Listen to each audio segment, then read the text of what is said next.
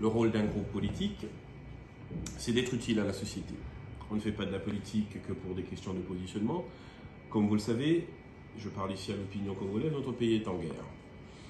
Le mouvement politique que nous incarnons, qui est le centre, a décidé de se mettre en mode patriotique. C'est dans ce cadre-là que nous avons donc créé un desk stratégique composé de quelques cadres du mouvement centriste qui vont se réunir une fois par semaine pour apporter la contribution du centre en termes de propositions adressées bien sûr à ceux qui nous dirigent, parce que la République est en guerre contre le Rwanda, même si on ne le dit pas. Le Rwanda a envahi la République démocratique du Congo.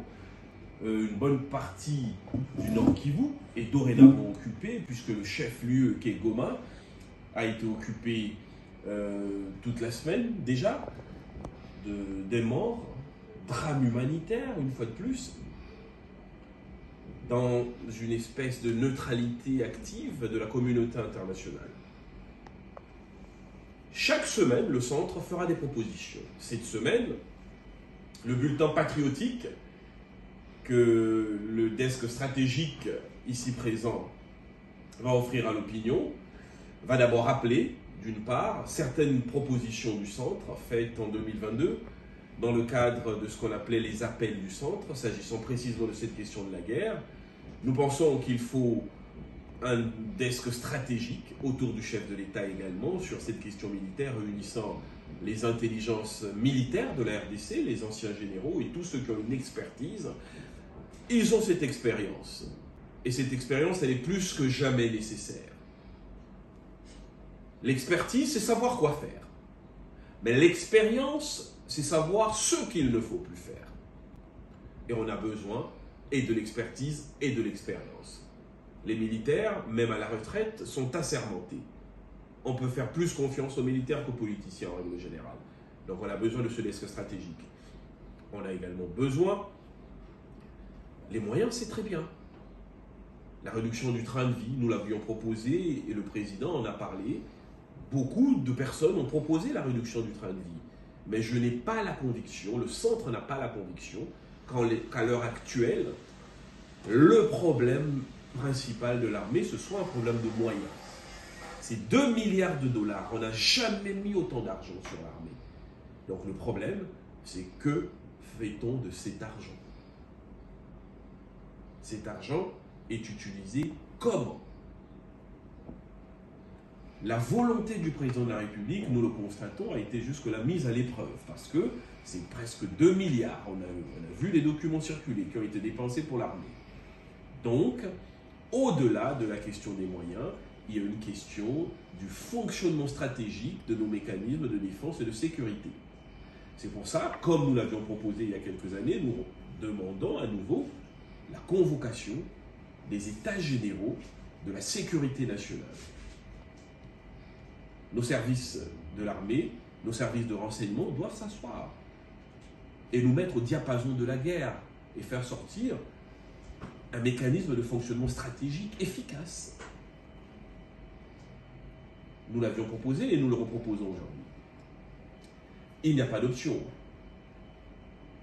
plus préséante que celle levée par le président de la République, qui rencontre l'orgueil national. C'est celle de la guerre. Elle nous est imposée, nous devons l'affronter avec dignité et la gagner. Mais puisqu'il y a un front diplomatique, la proposition la plus importante qu'il faut retenir du bulletin patriotique du centre de cette semaine, c'est que nous avons bien pu constater, je parle ici de l'opinion congolaise, que le Conseil de sécurité, ce n'est pas une cour de béatification. C'est le lieu par excellence des intérêts qui dirigent le monde. D'ailleurs, ce conseil est créé parce que les puissances du monde constatent qu'elles ont les capacités de s'autodétruire. Alors il faut, après la Seconde Guerre mondiale, après tout ce qui s'est passé avec la bombe atomique, Hiroshima, Nagasaki, trouver un mécanisme de collaboration. pour que dans la contradiction des intérêts, le monde puisse naviguer dans l'harmonie. Donc c'est le monde des intérêts. Les belles phrases et la bonne présentation, ça ne suffit pas. Voilà pourquoi notre diplomatie doit y aller, et c'est ça notre proposition, avec de la clarté. Demander des punitions pour le Rwanda, c'est très bien, on doit continuer à le faire, mais ce qu'il faut surtout demander, c'est que la communauté internationale, tenant compte des intérêts des deux nations, des intérêts de la sous-région, puisse apporter une solution de neutralité. Le centre a réfléchi et dit ceci. La République démocratique du Congo sait pertinemment que c'est le Rwanda qui finance des rébellions dans ce pays depuis plus de 30 ans et qu'il y a 6 millions de morts. Qu'elle dénonce la neutralité de la communauté, la neutralité active de la communauté internationale prouve à suffisance qu'il y a des non-dits. Nous savons très bien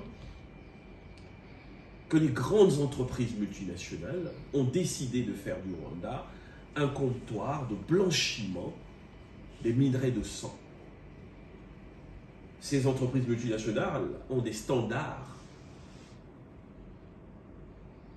et des règles dans les pays où elles sont immatriculées qui les empêchent de venir directement au Congo et ont pris le Rwanda comme un raccourci commercial. Ce sont ces enjeux-là qui conditionnent aujourd'hui l'indépendance énergétique de l'Europe et ont pris le Rwanda comme un raccourci commercial. Ce sont ces enjeux-là qui conditionnent aujourd'hui l'indépendance énergétique de l'Europe, le combat écologique, la transition écologique, la robotique, la transhumanité et les nouvelles technologies qui conditionnent le monde de demain. Ça, c'est notre thèse. Le Congo est envahi pour ça. Le Rwanda dit qu'ils viennent pour poursuivre les FDLR, c'est une question de sécurité nationale. L'argent du Congo et les minerais ne les intéressent pas, dont acte. Nous savons que c'est faux. Alors comment on met la communauté internationale au pied du mur? Le centre propose la création d'une zone tampon de 2 km au niveau de toutes les frontières entre les deux pays. Qui, pour garantir l'inviolabilité de cette zone tampon, nous proposons l'Union européenne, le fort a déjà été ici. Nous proposons l'Union africaine avec les forces d'attente de l'Union africaine. Et pourquoi pas, osons le dire, c'est une question d'enjeu stratégique, les États-Unis d'Amérique. Parce que le problème qui se passe au Congo est un problème qui va bouleverser les consciences humaines si on n'arrête pas le massacre en perspective. Ce n'est pas un problème congolais, ce n'est pas simplement un problème entre deux pays, c'est un problème qui concerne toute la sous-région. Cette escalade, lorsqu'elle va atteindre son point culminant, c'est toute la conscience universelle qui va être interpellée. Parce que le Congo sera déstabilisé, le Burundi, le Kenya, la Tanzanie, la Zambie. Le Rwanda ne survivra pas, malgré les prétentions de leur président. Le Rwanda ne peut pas survivre à une guerre ouverte. Leur économie est fragile, leur sociologie est volatile. Ils sont encore convalescents d'un génocide qui, en 6 mois, a choqué l'humanité. Ils n'ont aucune capacité d'affronter une vraie guerre et la déstabilisation de la sous-région. Nous proposons la zone tampon. C'est la proposition du centre. C'est notre proposition phare. 2 km au niveau de toutes les frontières qui nous séparent du Rwanda.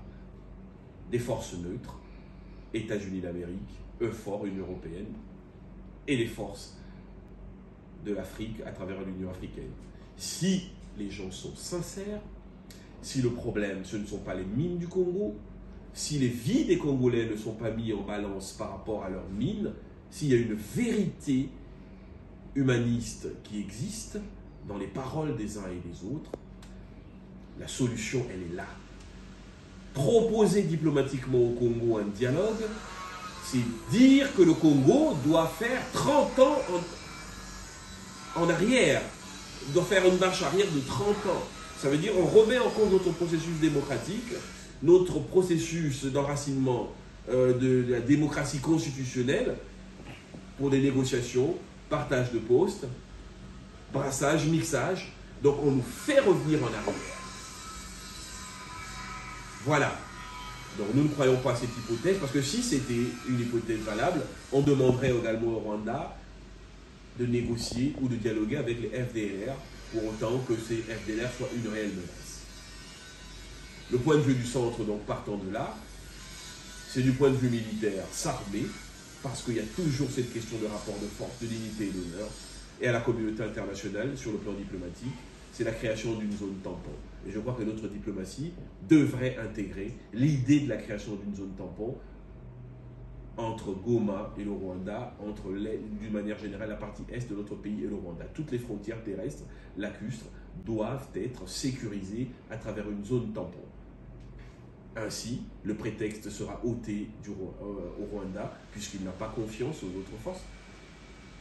Et plutôt, il n'a pas confiance à la parole de la RDC. Et le prétexte également sera ôté à tous ceux qui se cachent derrière l'insécurité pour en réalité piller la République démocratique du Congo, et la communauté internationale sera ainsi au pied du mur. Merci.